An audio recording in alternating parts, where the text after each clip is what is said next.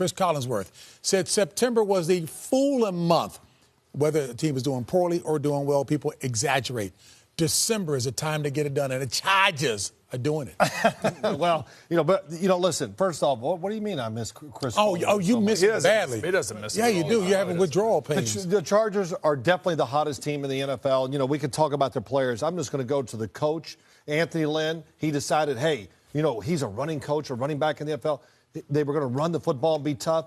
He saw Phillip Rivers, the wide receiver, so they're playing into that, and it's working well. Gus Bradley on the defensive side, he's got the defense playing this close to being out of control, and that's when you're great.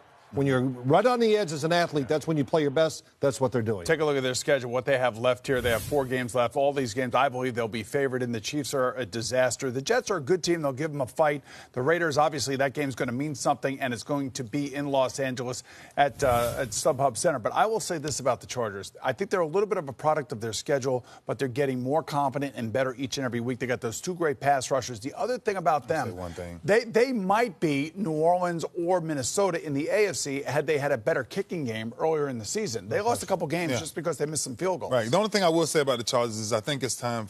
The time is right now for Phillip Rivers and Antonio Gates. Right? If you don't do it now, I think those. When are you going to do it? Right? Yeah. When are you going to do it? But now I got to transition to the Baltimore Ravens because you're talking about what they're doing defensively. They have plus 14 turnover ratio. Shocker. and I'm telling you, they lead the league. But I'm telling you, this Dean Pease and what he's doing with this never gets credit. He never. But I'm telling you, I coached with this guy. Won my last Super Bowl with him.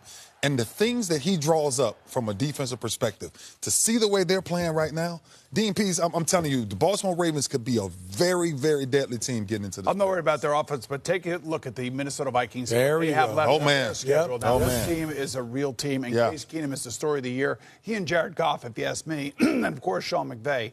And that's why last week winning in Atlanta was such a huge thing. In Philadelphia losing at Seattle. And now you have the Rams in Philadelphia playing this week, and you have Minnesota at Carolina. Yeah. This is an unbelievable race to the finish for me in the NFC. And think about this.